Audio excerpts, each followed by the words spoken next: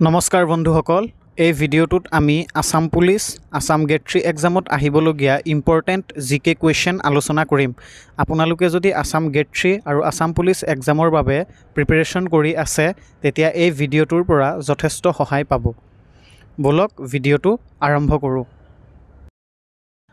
আমাৰ ফাৰ্ষ্ট কুৱেশ্যনটো হ'ল হালদিঘাটীৰ যুদ্ধ কোন বছৰত সংঘটিত হৈছিল? ইয়াৰ ৰাইট এনচাৰটো হ'ব অপশ্যন চি 1576। আমাৰ নেক্সট কুৱেশ্যনটো হ'ল তলৰ কোনখন ৰাজ্যত সমতাৰ মূৰ্তি ষ্টেচু অফ ইকুৱেলিটি অৱস্থিত? ইয়াৰ ৰাইট এনচাৰটো হ'ব option A Telangana. Statue of equality Telangana ৰাজ্যত অৱস্থিত। আমাৰ নেক্সট কুৱেশ্যনটো হ'ল 2014 চনত সৃষ্টি হোৱা ভাৰতৰ 29 সংখ্যক ৰাজ্য কোনখন? ইয়াৰ ৰাইট এনচাৰটো হ'ব অপশ্যন বি তেলেংগানা।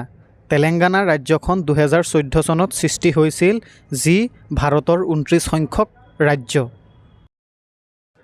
আমাৰ নেক্সট কুৱেশ্যনটো হ'ল মটকি তলৰ কোনখন ৰাজ্যৰ জনপ্ৰিয় লোকনৃত্য?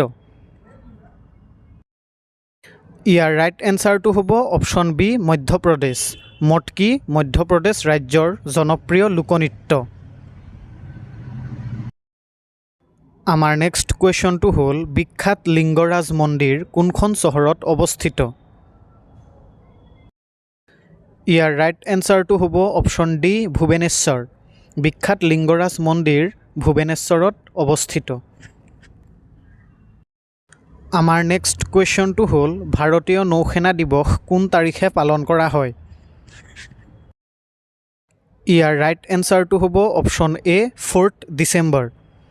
ভাৰতীয় নৌসেনা দিৱস 4 ডিচেম্বৰ তাৰিখে পালন কৰা হয়। আমাৰ নেক্সট কুৱেশ্যনটো হ'ল ভাৰতৰ আটাইতকৈ সৰু ৰাজ্যখনৰ নাম কি? ইয়াৰ ৰাইট এনচাৰটো হ'ব অপশ্যন বি গোৱা। ভৌগোলিকভাৱে গোৱা ভাৰতৰ আটাইতকৈ সৰু ৰাজ্য। আমাৰ নেক্সট কুৱেশ্যনটো হ'ল ভাৰতৰ বৃহত্তম পুথিভঁৰাল নেশ্যনেল লাইব্ৰেৰী কোনখন ৰাজ্যত অৱস্থিত? ইয়াৰ ৰাইট এনচাৰটো হ'ব অপশ্যন বি ৱেষ্ট বেংগল।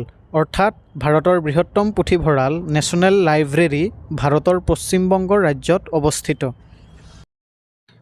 আমাৰ নেক্সট কুৱেশ্যনটো হ'ল কিমানজন খেলুৱৈক 2024 চনৰ অৰ্জুন বঁটা প্ৰদান কৰা হৈছে? ইয়াৰ ৰাইট এনচাৰটো হ'ব অপশ্যন এ 32।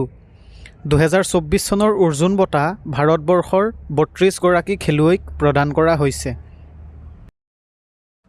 আমাৰ নেক্সট কুৱেশ্যনটো হ'ল 21 জানুৱাৰী তাৰিখে ভাৰতৰ কোন ৰাজ্যই নিজৰ প্ৰতিষ্ঠা দিৱস উদযাপন কৰে? ইয়াৰ ৰাইট এনচাৰটো হ'ব অপশ্যন ডি অল দ্য এভভ।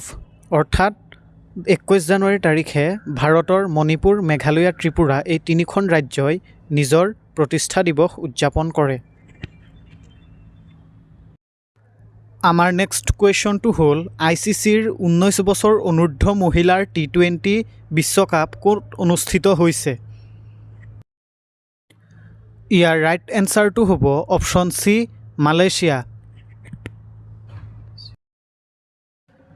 আমাৰ নেক্সট কুৱেশ্যনটো হ'ল চৰ্দাৰ সৰোবৰ বান্ধ কোনটো নদীত নিৰ্মাণ কৰা হৈছে?